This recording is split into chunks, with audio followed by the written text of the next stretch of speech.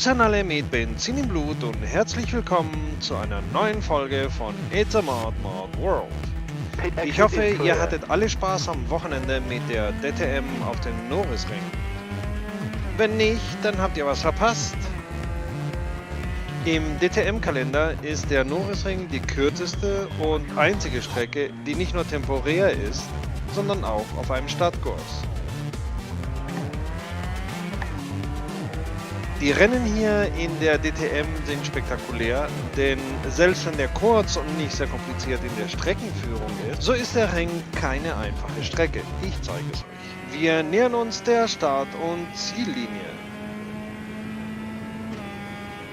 Und schon geht's los. Das ist eine sehr lange, fast gerade, aber man sieht, es ist ein holpriger Weg. Und dann muss man bremsen, wirklich stark runterbremsen und den Bremspunkt nicht verpassen. Eine 180-Grad-Kurve und Vollgas geben. Aber vorsichtig, weil eine 90-Grad-Kurve folgt. Und danach die nächste 90-Grad-Kurve. Und seht ihr diese Mauer? Sie ist dafür bekannt, dass sie das Ende von manch ein Rennen bedeutet.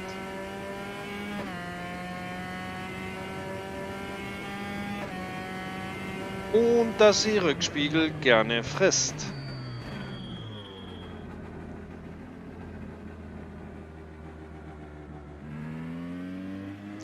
Der rechte Rückspiegel überlebt ein Rennen oft nicht.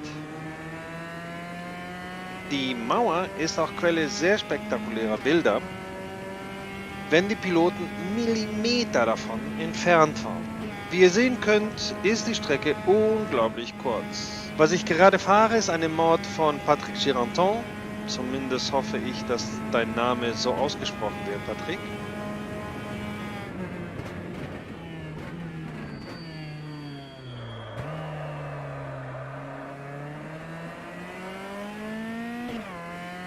Der nicht nur die Atmosphäre vom Norrisring sehr gut wiedergibt,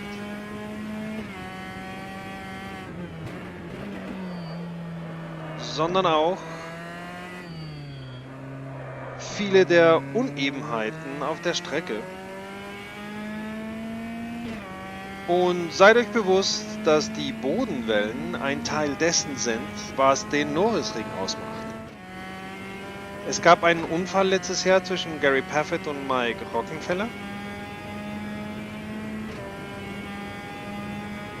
Und in der Analyse nach dem Unfall konnte man deutlich sehen, dass Gary Paffett die Kontrolle über den Wagen verlor,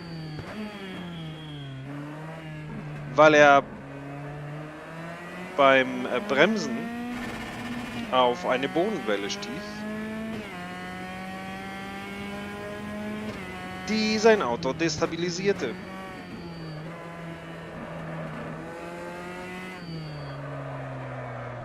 Entsprechend traf er Mike Rockenfeller. Zum Glück haben sie es natürlich überlebt und kamen nahezu unversehrt davon.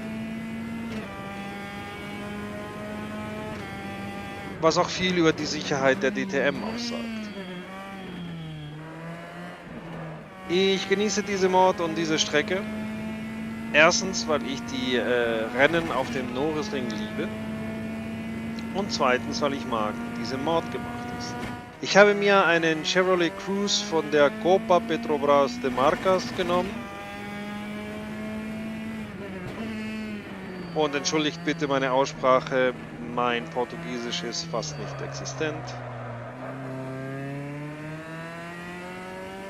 Ich fahre kein DTM-Auto, weil es, soweit ich weiß, keine Mod für DTM-Fahrzeuge für Automobilista gibt und auch kein DLC oder so etwas. Jetzt, wo ich langsam im richtigen Rhythmus komme, zeige ich euch, wie man den Norrisring am besten fährt.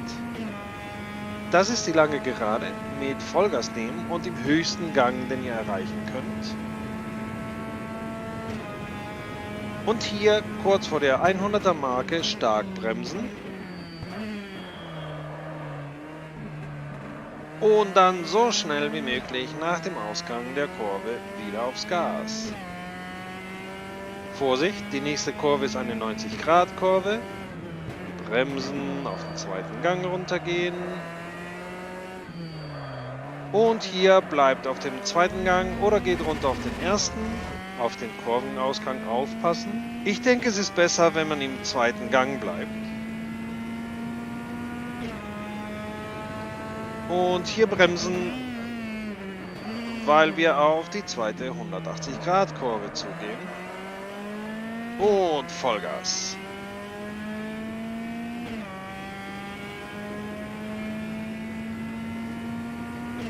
Und nach einer Minute oder weniger als einer Minute sind wir wieder am Anfang. Eine unglaublich kurze Strecke, aber eine, die unglaublich viel Spaß macht. Ja. Ich muss so präzise sein wie jeder andere auf dem Norrisring und das ist sehr schwierig.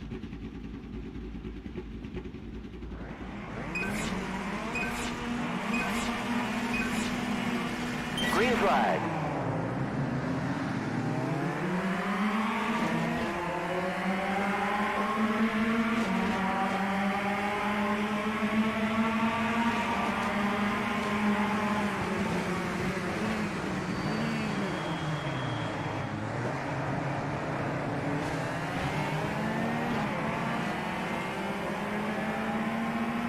Diese Mod ist die Konfiguration von 2009.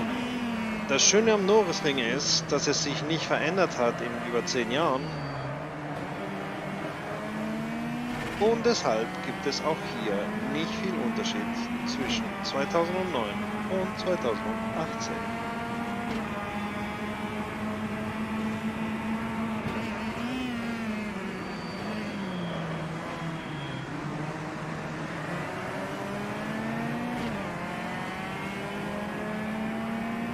Das Schwierige am Norrisring ist es, immer die richtige Geschwindigkeit zu fahren. Auf den Geraden musst du schnell sein, aber dann musst du im genau richtigen Moment bremsen, um dann den Kurvenausgang richtig zu erwischen beim Gas geben.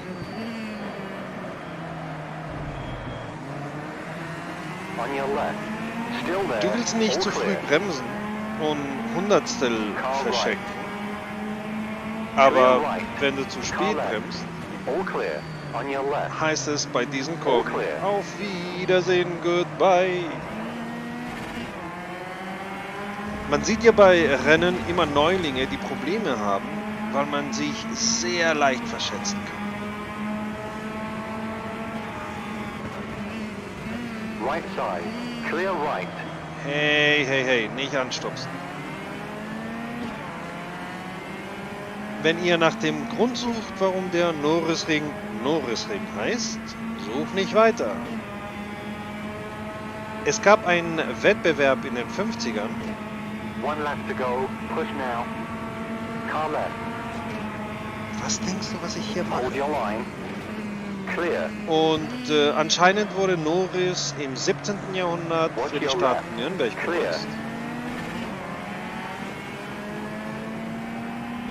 Und das ist der Grund für den Namen.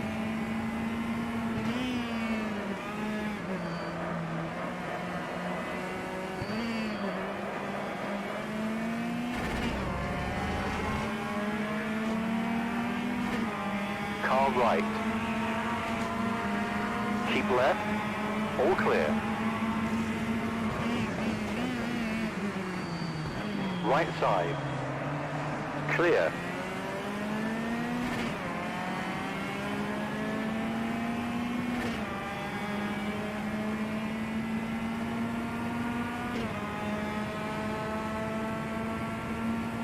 Sieh an, ich habe den ersten Platz gemacht. Was gibt es noch zu sagen? Wie ich erwartet habe, ist diese Mod sehr gut gemacht. Die Bodenwellen, aber auch die Atmosphäre und alles andere ist sehr gut dargestellt. Aber wie gesagt, ich hatte es erwartet, weil es eine Mod von Patrick Giranton ist. Also könnt ihr euch vorstellen, dass ich beide Daumen nach oben habe und dass ich die Mod empfehle für alle, die nach diesem Video Appetit auf den Norrisring bekommen haben. Das wär's für heute. Vielen Dank, dass ihr unser Publikum wart.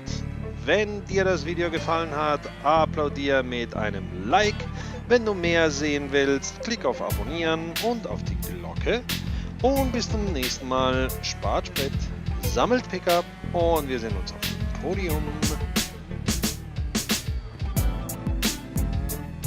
Besuch romrom.net, um mit anderen Fahrern und Fans in Verbindung zu kommen.